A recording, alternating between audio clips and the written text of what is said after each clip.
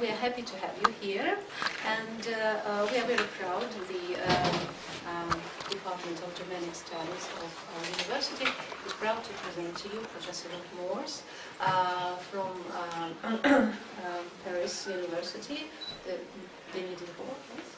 That's right. So she will tell you about King Lear, and you are pleased to listen attentively, and you're welcome to ask questions, any questions that you have about Shakespeare, or maybe not only about Shakespeare. You are welcome after the lecture to talk to Professor Morse about any of your interests, scientific interests that you have. Please listen and ask questions.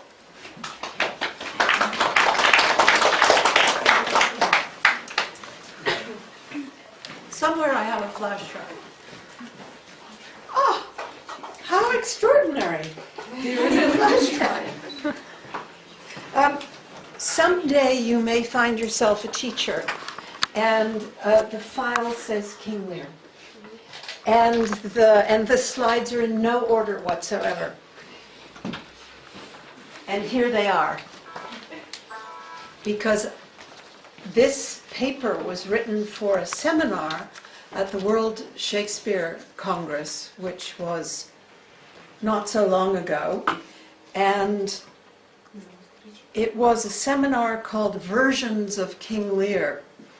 So I remembered that, though it's a long time now that I've taught Shakespeare rather than the Middle Ages, I did begin as a medievalist, and therefore I could be able to tell these only Shakespeareans some things about the origins of ideas about King Lear as a historical figure, which they might well not have come across unless they were reading the notes in their edition. And oddly enough, if you have people in a seminar from all over the world, Japan, India, Korea, Israel, Western European countries, Eastern European countries, South America, the United States, it's extraordinary what the level of pig ignorance can be. Don't tell your mothers that I said that. So what I did was to gather together what is now, oops, that's wrong way up, what's available as slides on the internet. So here it is in paper, and I don't get to take these home, you get to take them home. And you can have a look at these for a little bit of time if I'm being interested, and for a very long interesting, and for a very long time if I'm being boring. Excuse me, can you help me? I didn't find it. Well, of course, it may not be there.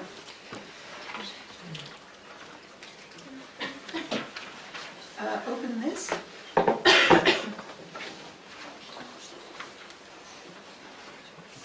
Open this. Yes, Lear text and fix. And the PDFs, I have no idea. That's the only thing which is words. Everything else should be pictures. Просто тогда. Brilliant.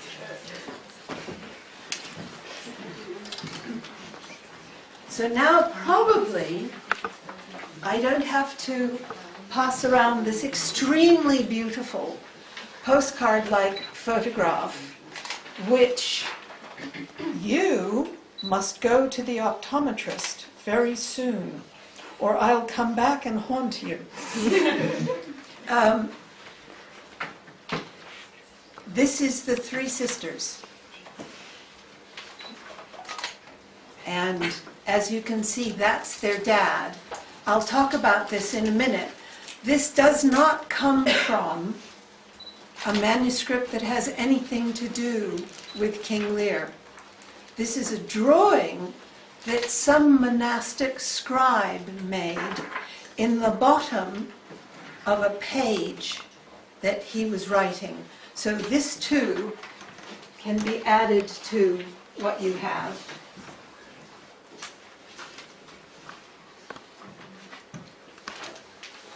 So a bit of reading from me.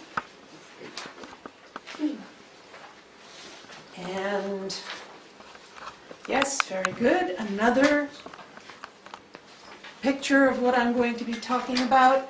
And this is a genealogy from our friend Mr. Google. This may be a bad idea. Okay.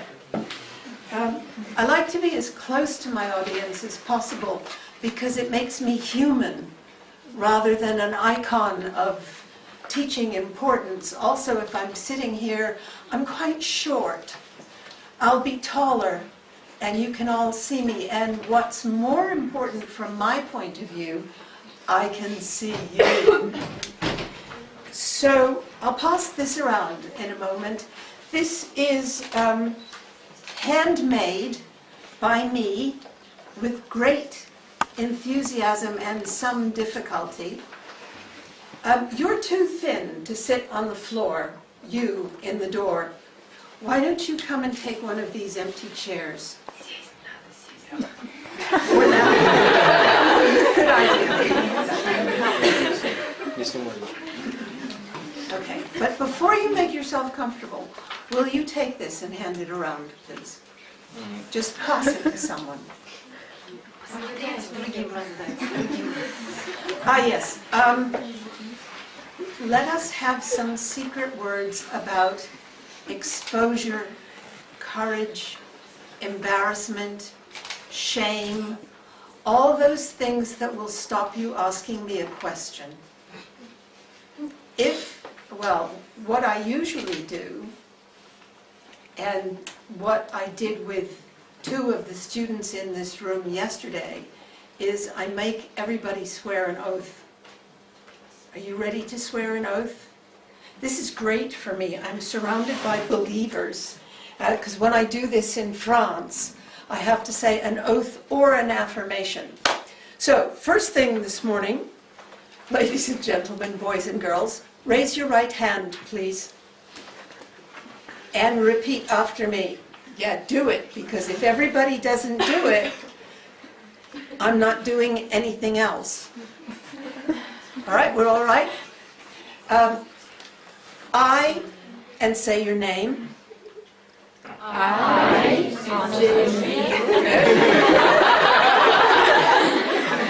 Do solemnly swear.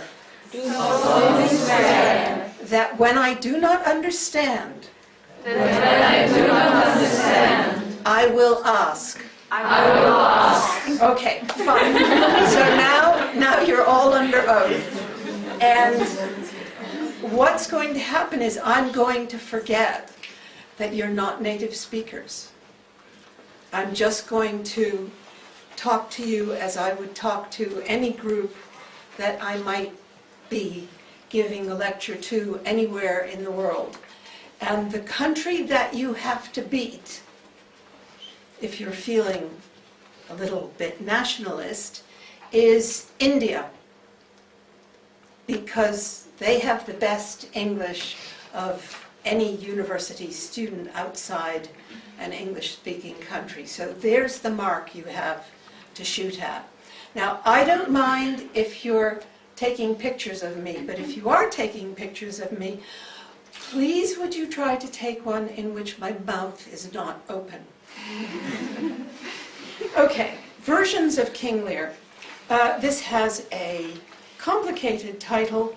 Who is it that can tell me who I am? That's what Lear says when late in the play, not so late in the play, he's discovered that he is nothing except a man now, and he took too little care of this.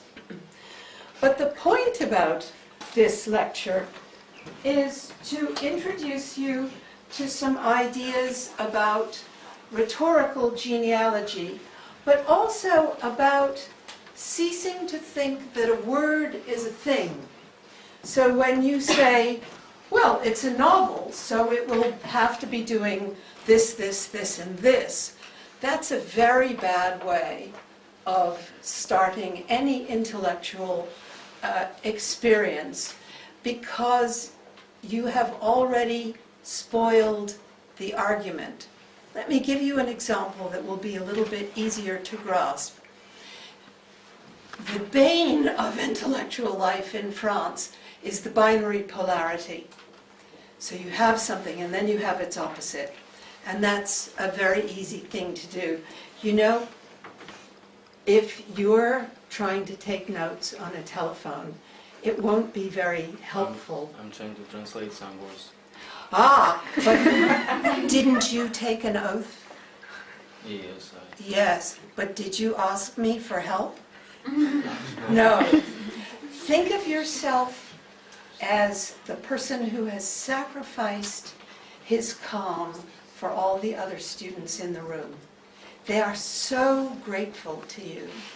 What did I say that you didn't understand? Some words. Was it binary polarity? Well, we'll skip. It was? Okay, that's when you have a pole, and you have one thing at this end of the pole, and its opposite at the other thing of the pole. How many people are in this room are grateful to this young man for having difficulty and being brave enough to say so? Watch, watch, turn around, because hands are going to go up everywhere in the room. Oh, you liars. Don't turn around. Okay, if I say day, what do you immediately reply? If I say white, black. Okay, you must never do this again, because it traps you in a very simple contrast, which is not going to help you think better. So, for example, let's take day and night. What else is there that you might want to include to make day and night more complicated? What comes just before day? Morning. Or? Or? Dawn. Or? Anything else? Okay, so now we have 4 words, and we could find some more. And if you had white and black? Gray. Yeah, gray would be good. Is anybody going to say red? Yes. Why? Need to remember about rainbow. Rainbow. Okay, so you could say red, orange, yellow, green, blue, indigo. But that takes you quite far away from black and white, doesn't it? And what else does it do? Black and white aren't colors. Oh, yeah. We talk about the colors of the rainbow, but they don't include black and white. So when you start writing, let us say, a bit of homework, an essay, something like that, if you had to write about, let's say, money in a novel, can you see the difficulties that that can get you into? Now, all of you are here because you're good at passing tests. I passed more tests than you, and that's why I'm standing here and not there. If you start without analyzing the topic of whatever it is that you're supposed to be writing about, you will write rubbish. And if you think that you have achieved something because you can pronounce rhetorical historiography, let me tell you that you are in trouble. Now, I'm going to explain what rhetorical historiography is in a minute. let's start with history. We all know what history is, don't we?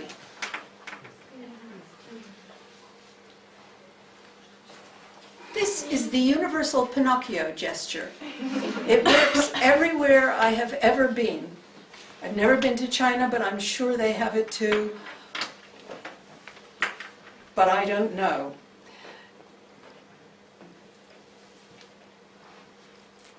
So history, that's what? You should start worrying now, because this is going to be just like black and white. History is what?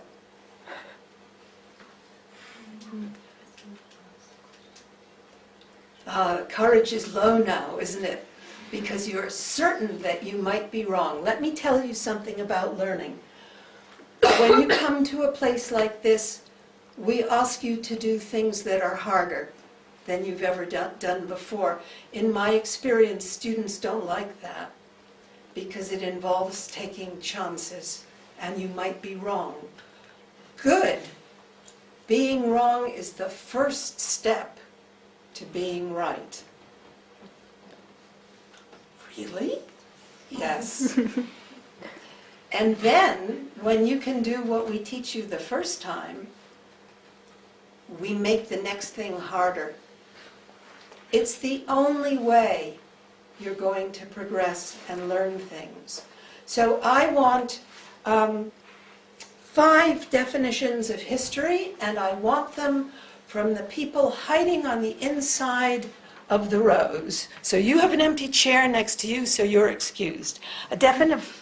You know what's coming, you in the back, so you have time to think. Definition of history. The sequence of events in the past. The sequence of events in the past. Remember this. Next victim. Past. A definition of history. Well, let me have the person on the other side, and you can think about it. A definition of history. Maybe. You're not sitting all the way in the end. But the young lady there is going to offer you her chance. So now you could give our definition of history. Yes, maybe history is the process of living mankind. Of living mankind? And it's a process for what? It's hard, isn't it? Because these are intellectual terms that you don't have at your fingertips. Do you want to think about it for a minute? Yes. Okay, see what I'm doing something that's harder than you've done this morning. So, a bonus person. History. You did it at school. What did you think was going on? Of course, you did it in school in your own language, so that's not fair. Well, would the past come into... Do we choose what the events are that we talk about? Which events are history? That already happened. They've already happened, but which ones are they?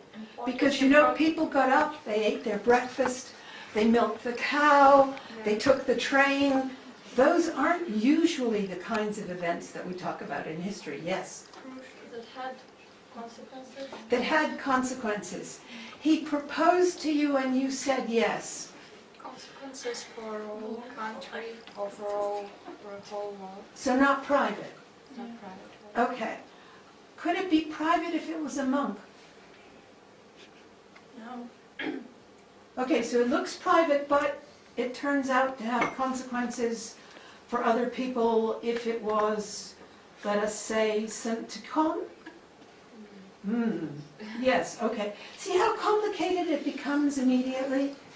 So that possibly at school, I was very shocked as a schoolgirl when our teacher gave us a series of paragraphs from the histories of World War II from quite different countries. all translated into English, I hasten to say, because they were completely different. And this was a shock, because I thought history was what was true about the past. Well, so did you. But as you've got older, you've seen that people write histories in different ways. And let me tell you, in the Middle Ages, they didn't have a lot of archives. Worse, they didn't have Professor Google. There was no place they could look things up. So they required a different kind of memory. And when they started to write narratives about the past, they started by making lists.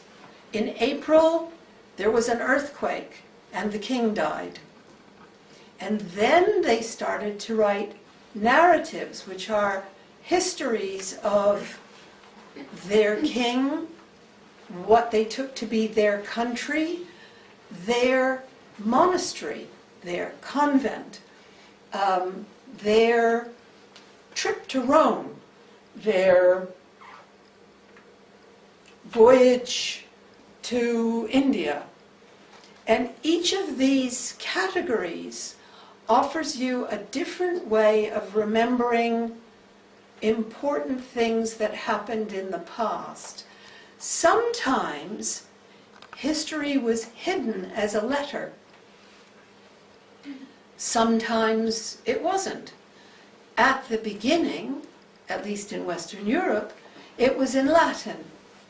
Later, it was translated and then it was composed in the vernacular of whatever the place was. But whatever you were doing, it would be about kings, aristocrats, battles, the count in the place, the county where you lived, the monastery, the convent, the cathedral where you worked, and each of these would be different approaches to the rapidly disappearing things that happened between getting up and going to bed for people all over the world, all over Europe, all over Paris. Lots of competing ideas about the past, about what happened in Paris. Furthermore, if you live in a society which most of the time doesn't have proofs for what it's writing about, but has traditions about what it's writing about, you have to find a different way of thinking about writing. So you can no longer just say, in April it rained and then the king died, but you start to look at old books from Rome and to see how they do it. And then you take the ways that they do it and you do them in your own language.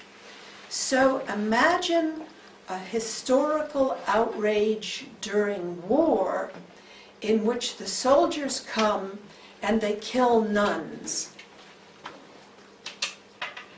This is found in lots of rhetorical, historiographical books that we read about the Middle Ages.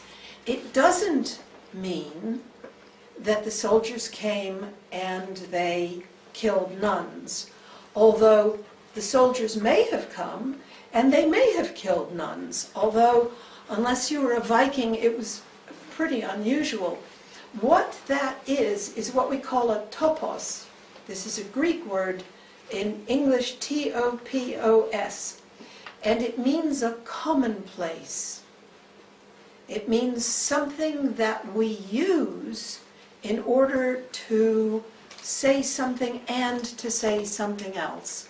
So what that means is there was a complete breakdown of order. Do you see how that works? Maybe? A little bit. Yes? I I don't get it.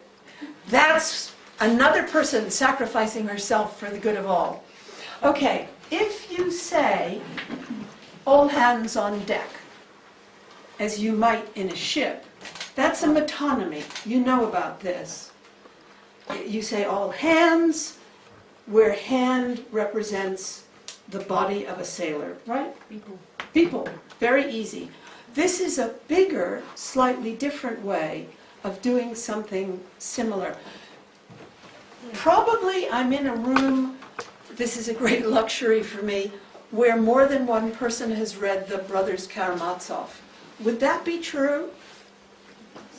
Yeah, okay. Little murmurs are always welcome. Do you remember Alexei goes into a monastery and he makes himself the disciple of a monk? Yes? And the monk dies and there's a terrific scandal. Why is there a scandal? Because there was a smell. There's a smell, that's right. There's decomposition. The monk dies, they lay him out, they pray around his body, and it starts decomposing and it smells. This belongs to a topos that they didn't teach you at school. And this is the idea that sanctity resists the body's decomposition.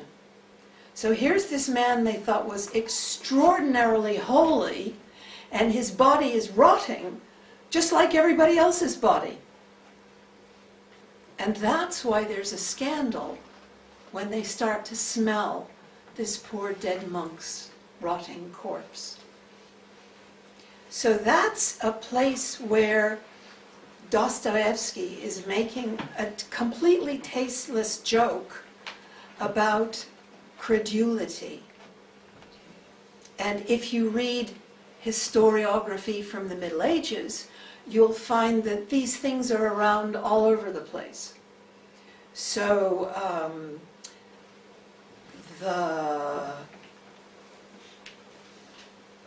woman who was ill and couldn't have children went to the shrine of the local saint, and bingo, she was pregnant.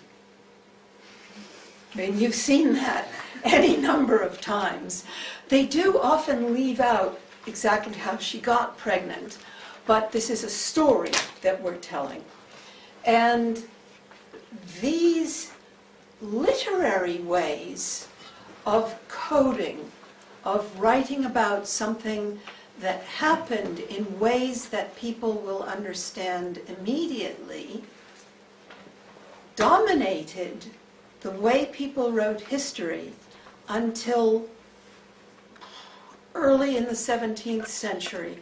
There are people in the 16th century who are starting to do this, partly because the more international trade there is, the more writing there is.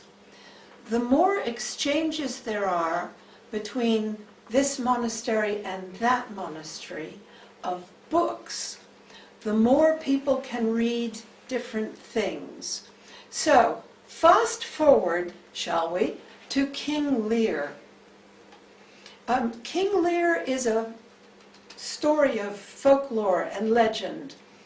He first appears in a book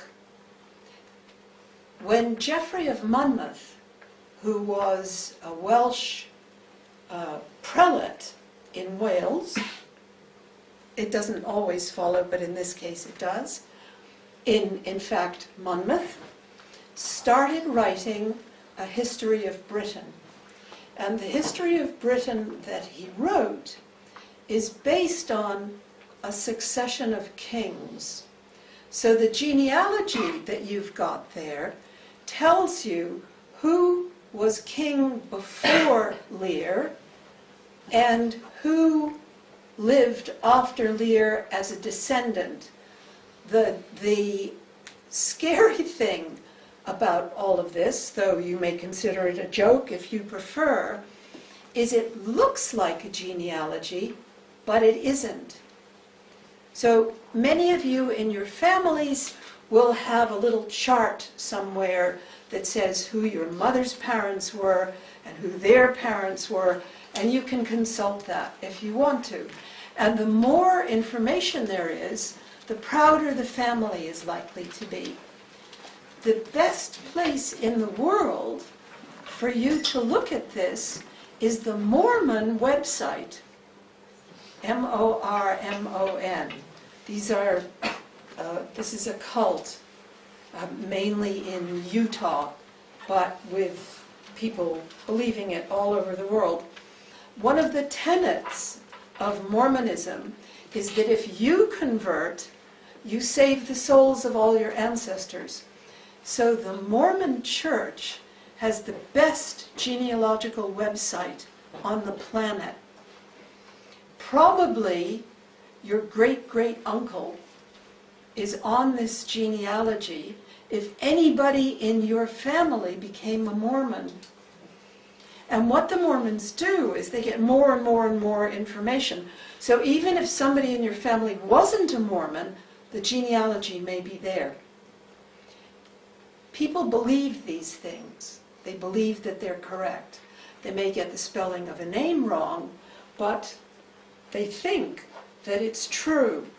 So what you're looking at, somewhere in there, there is a picture with a bunch of heads on it. Try the next one, from Adam and Eve. Yes, that one's fine. And you have a picture of that one.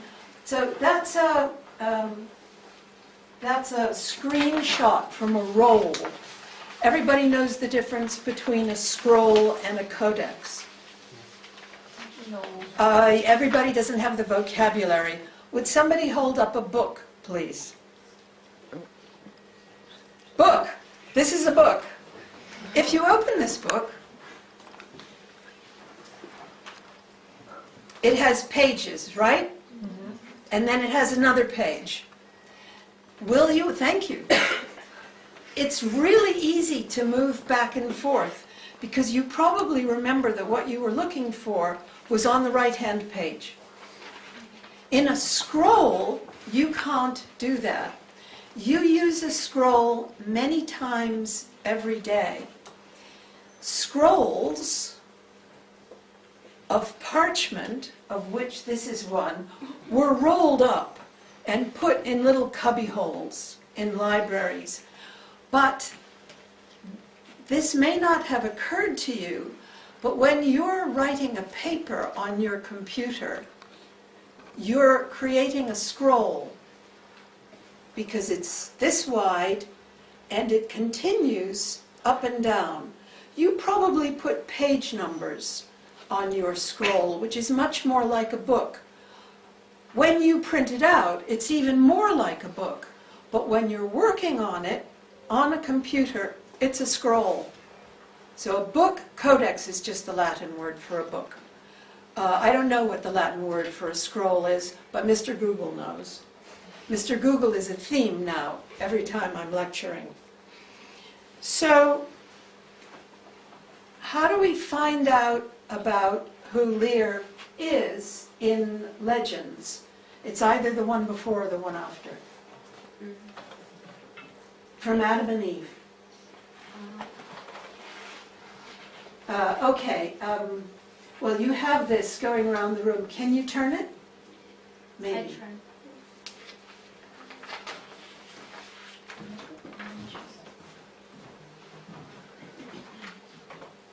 Ah, wonderful. Okay. You can't see this very well. You can see it better on the piece of paper. This is Adam and Eve in the Garden of Eden. So this is the beginning of all human genealogy. And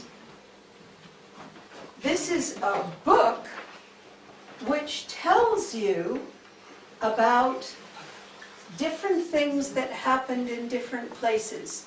So you get the Old Testament, you get Rome, you get what happened in your own country, and you get the histories of these little thumbnails, shall we call them, which look like genealogies, are set up like genealogies, but may not be genealogies. So this is a visual historiography which you can read and look at, but there's not necessarily a reason why they're true. For example, if it says, and then there was the Trojan War, you can believe it or not, depending on what you like. If it says something else, that can be much more important. And the something else is that when kings came to the throne, they depended on descent, acceptance by the people, and sometimes conquest. And that was the way of saying you were legitimately the heir to the throne. Unfortunately, in human history, things are more complicated than that. And in this case, you get kings of England whose claim to the throne may not be wonderful. Can we open a window? I see people who spent a long time on a bus this morning starting to conk out. Well, window wardens, see if you can get some air in here so that nobody actually dies before my lecture is over. Henry VIII, for example, he's the one with all the wives, a couple of whom survived, claimed the throne by showing that his father, Henry VII, acceded to the throne by acclamation, conquest, and descent. That's all hooey. He didn't have the best claim to the throne, and so a number of people disappeared and were never seen or heard of again. And Richard III did the same thing. So we have one of those in our library, and it was nailed up in the dining hall, which we know because I took it out and I matched the holes in the parchment to the nail holes in the dining hall. He's a very geekish man, but very, very nice with it. So Winchester College has one of these things. Sometimes they include King Arthur, but as you know, King Arthur didn't have any surviving children, so it's hard to put him in a genealogy, but that never stopped a variety of scroll makers who wanted to put in their scrolls things that people already knew. So if you already know that there's a story about King Lear and his 3 daughters, it's easy enough to discover that you recognize him on a legitimating scroll. And that is where our King Lear, of whom there's also a chronicle, starts his journey to become Anthony Sher, which is only to say that a great actor in England is about to play King Lear for the first time, because he's now my age, and of course in the Middle Ages that was very, very old. Very, very, very old. If we start, let's start by my reiterating the main point again. Lear and his daughters existed simultaneously in different semiotic systems. Is semiotic a new word for you? It means that there is a code system that works extremely well that you can recognize. For example, consider somebody who is wearing clothes. In the semiotic system of clothing, in the world that we live in, that person is wearing one pair of shoes and only one, right?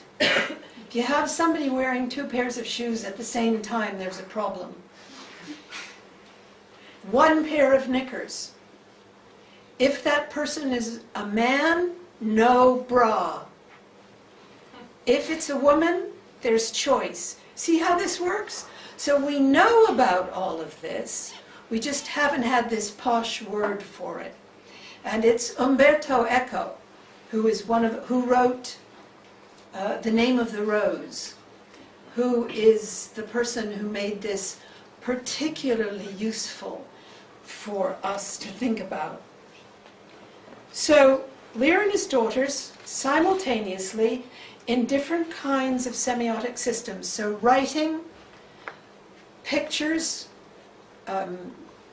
what goes on in the margins of manuscripts. We couldn't call them true, but we can call them not untrue because they're legendary. They're not impossible. They're not implausible. They are exemplary,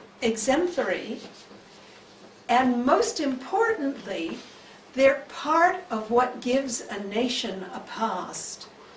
So you get a lot of useful information from them.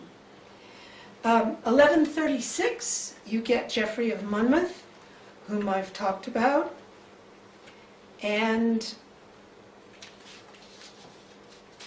then you start, let's make a great leap forward. You start getting him several hundred years later in these scrolls. There may be another one or two of those, and I've tried to choose the place where King Lear comes. What's that? That's the Yorkist genealogy from John of Gaunt. And that's another one of these genealogies. Yeah, that's fine. This? Yeah. This one's Richard III. So you see how complicated he's making it, so that you can get some sense of how many sons the king had whose descendants make it possible for Richard III to be king. I think you've got this on paper somewhere. In the middle of the 16th century, when plays started being something that one took for granted, that happened every day or every week in London and traveled around the country, many of them were about the chronicles of England's past. The Scots don't get a lot of look in about this, and the Welsh have the role of being conquered. This means that you've got Ferex and Porrex on that genealogy that I sent round, and you have Locrine. You start getting these characters' stories in poetry and in collections. These start from Boccaccio, which tell you this was my life when I was alive, and these are the things that I did, and then I died. And you get lots and lots and lots of them. So Geoffrey's version of this is to create something which appears to be a history of the kings of Britain by successive reigns. He has a variety of topoi, that's the plural for topos, which he uses a lot. For example, the king, of course, was a good man, but he had bad advisors. That means there was trouble. The king was on the lookout for a wife, and he married the one whose father created a treaty for him. That's fine, unless the new queen starts to become too powerful. You've seen this in lots of books that you've read. I imagine that it's not just the gentlemen who are in this room, but some of the women too, ladies, play computer games. Many of these, including the Game of Thrones, are throwbacks to what I'm talking about this morning. I'm sure somewhere there is a King Lear computer game, and if the daughters make different choices at the beginning, you get a quite different outcome. But even John Milton believed this stuff and has a little section on King Lear in the beginning of his history of Britain. So, Father Zosima, I couldn't remember his name, but you all know it better than I do. So when we talk about where King Lear comes from, there's no point in looking at the old chronicle play and stopping there. You need to think not about this is an influence on this, but how many different kinds of ways are there to tell these stories. You may believe that King Lear really lived and that he had 3 daughters. But if you want to do that, you do have to remind yourself that the ending in Geoffrey of Monmouth's version of the story is that Cordelia and King Lear win. King Lear takes his throne again, and then they don't all live happily ever after, because when the king dies, Cordelia is unprotected and she dies too, or is killed, or commits suicide. There are a number of different possibilities. There's a phrase for what I'm talking about. It's called social memory. And we were over on this side of the room when we were thinking about what we think would count as history.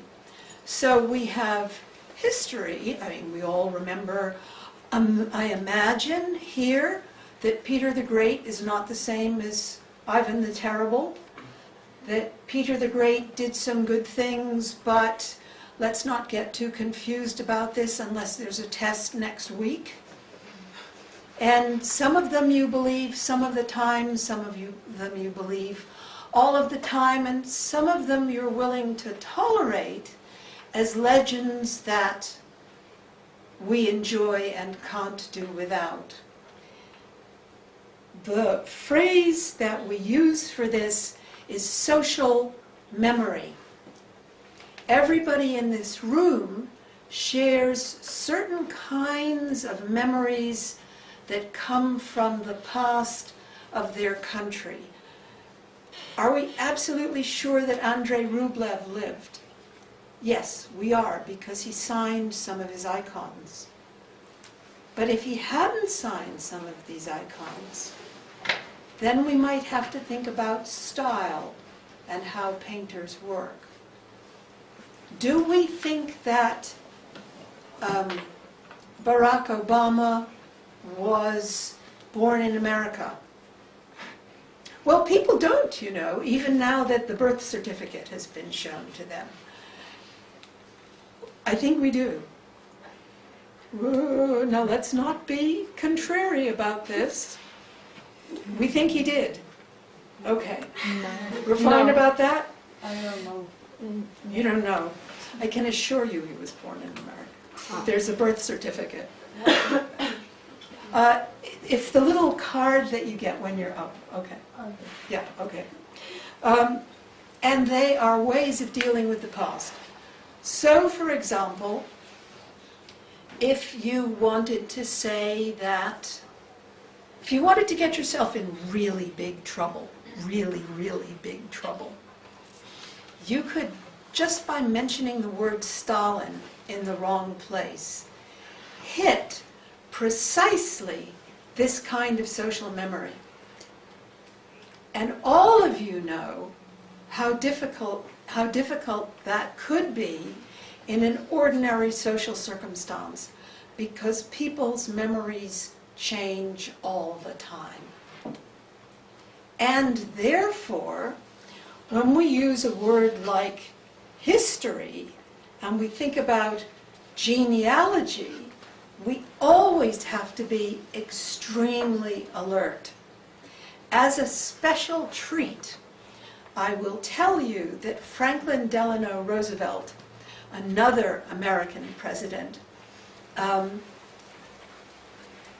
had a problem about where he was born because the island where his wealthy family spent their summers was legally part of Canada.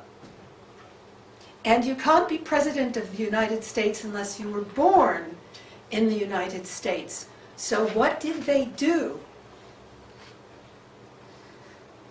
His mother went into labor on the island, and when they realized the complexities of what that meant, they put her on the ferry, and the baby was actually born in America. So it was legal for Franklin Delano Roosevelt to be president of the United States. And if you believe that, let me see. I could sell you the crown jewels of England for a very good price. All right, so jokes aside, where does this leave us? How will you look at King Lear differently? Have any of you read King Lear? Yes, okay. Not the romance philologists, perhaps, but I'll find something else for the romance philologists if you want to test this. Or you watch a movie of King Lear. The play ends with three men now considering the future. For Perillus, that's Kent's original name, it's a very truncated future. For Edgar, who's a terrible moral Philistine, a crass and opaque soundbite. For the deeper and more thoughtful Albany, the burden of succession through his unhappy wife, in which he is the last prince standing. Now that's quite enough from me this morning.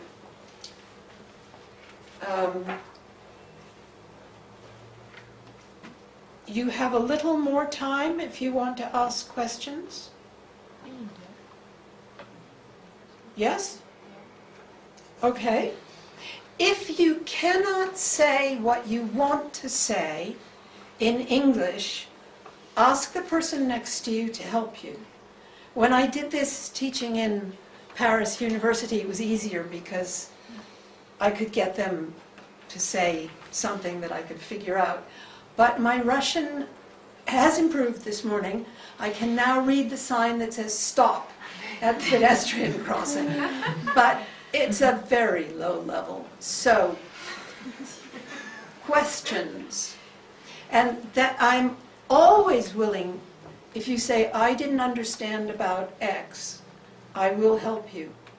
Let me say that ignorance is not a sin, but clinging to ignorance is.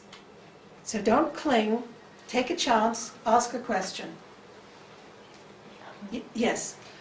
Did Shakespeare set a standard for the story of King Lear? Because he did so with other stories, for example... Okay, stop there. What do you mean standard? Gotcha. Well, the standard, I want to say that there were, before his play, there were different stories about King Lear, different variants. There's an earlier play. What? There's an earlier play called King Lear. Earlier play? Yes. Also, wait for it, boys and girls. There are two Shakespeare King Lears. There is the historical drama of King Lear, and there is the chronicle drama of King Lear. Okay, I'm going to do a bit of Shakespeare text, and I'm going to do it in under 2 minutes. Everybody ready for this? For a very long time, there was the first folio, which is a big fat book, and there were quartos, which are the lady with the book. That's a quarto. There were lots of these kicking around.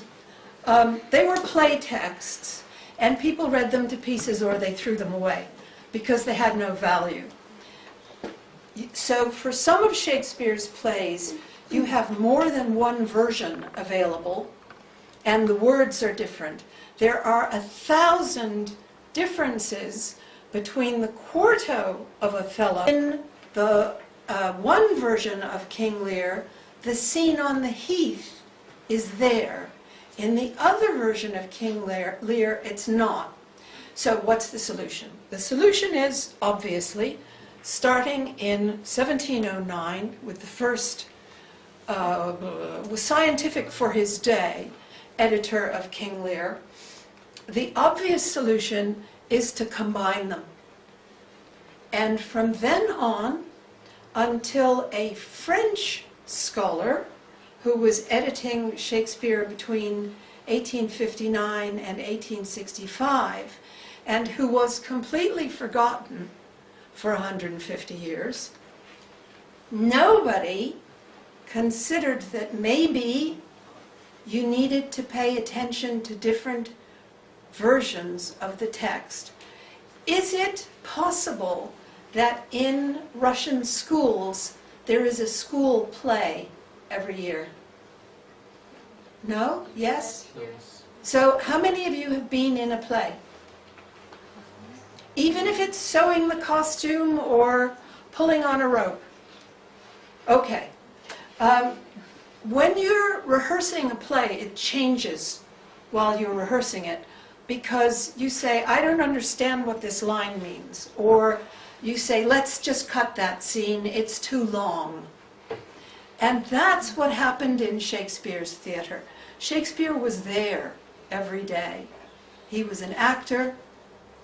He was a shareholder, called a sharer. And are my 2 minutes up? I can finish the sentence. You realize I have reduced you to the state of children who want to say, and then what happened? Okay, well, and then what happened is he made changes. Also, there are 3 Hamlets. Hamlet is the nightmare of every editor. There are 2 Richard III's. The reason there are 3 Hamlets is that there's a touring script, which has all the good stuff in it, none of the soliloquies, unless they've been really shortened, because if you're on tour in the countryside, you look for a pub, you take a bunch of barrels of beer, and then you put wooden planks over them, and you've got a stage. But that's all you have. You have no scenery, you have no special effects, no nothing. So you have to have some kind of script that will catch people's imagination. And you do this in the courtyard of a pub because you can charge people as they're coming in, just so that you get a little whiff of 16th and early 17th century dramatic capitalism. So, did Shakespeare set a standard? No. But yes. And the reason it's no and yes is because standard is a monolith that you're using without thinking about it. So, rethink the question. And here's the answer you would get. There are already plays based on history and legend. There are lots of them. Most of them don't survive. Fortunately for us, there's a list because there was an office, a royal office, and the play scripts had to pass censorship. You thought it was a Russian specialty? Oh no. And so we have lots of lists about what was performed only in London during a long period around the turn of the 16th to the 17th centuries. So there were lots of these, but not enough whose texts survive. One by Marlowe in 2 parts. 3, and another one by Marlowe, Edward II.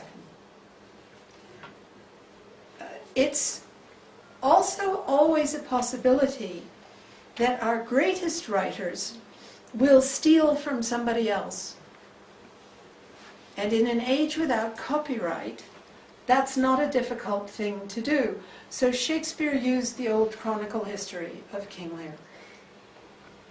And he certainly looked at some of the little mini biographies that you get starting with Boccaccio. He read a lot, and he had a very unusually good memory. After the closing of the theaters, there's nothing for 20 years. And with the Restoration, you start to get different kinds of plays, not least because the court has been in Paris. And in Paris, shock, horror, they have women on the stage. So the English theater ceases to be a travesty theater.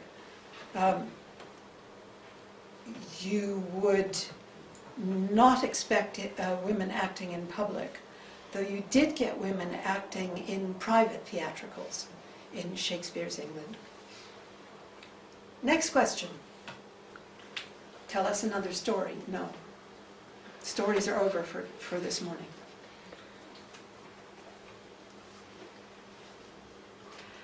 Yes? Some question connected maybe not with this particular play, but genealogy. Yes. Are modern people in Britain interested in their own family genealogy? Do they? There's no place Make- in the world that they're not.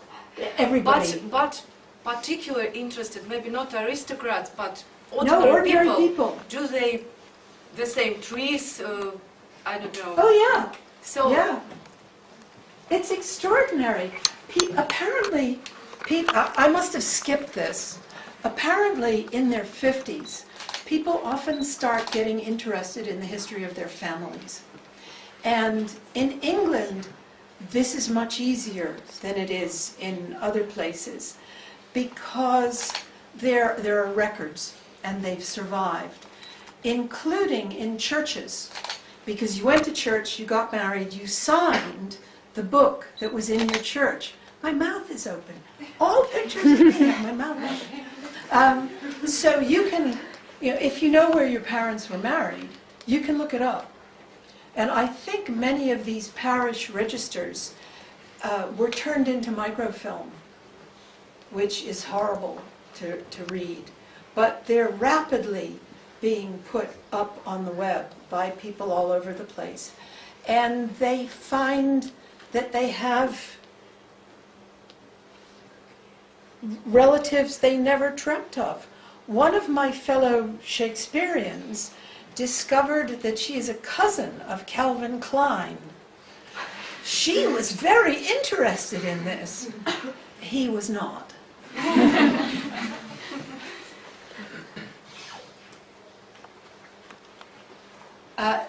Yes. And Geoffrey of Monmouth, was Yes. he actually the first person who mentioned King Lear? Perhaps. The problem about being the first to do something is we don't always know, we always do not know what has not survived. However, I have brought some copies of what Geoffrey of Monmouth writes, so you can certainly have one. I'll sort it out later on. The figure that Geoffrey of Monmouth is really interested in is King Arthur.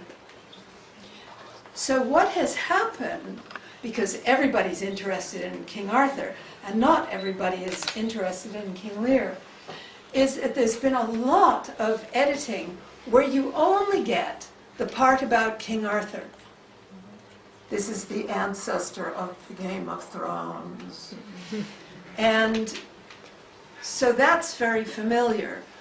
There's an Everyman volume which has the Arthurian bits in it, which you can probably access one way or another. And I often feel that I would like to ask my students, especially the really geeky ones, to find something for me and not tell me that it's completely illegal. But thus far, I've managed to resist it.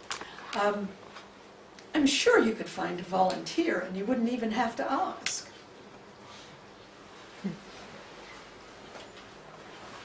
Okay, at this point when I'm talking to people whose language I don't speak, it always, or indeed in France, it's always really embarrassing to ask something. So here's what I propose to do. People who are really hungry and put lunch above study should leave now. And people who want to ask a question or listening to somebody brave who asks a question should stay, and I'll talk to you. In fact, I'll talk to you in your lunch canteen if you would like me to, or not, because that's quite scary. But you decide and tell me what you want, and that's what we'll do. Would you like me to leave the room while you have a democratic discussion? Okay,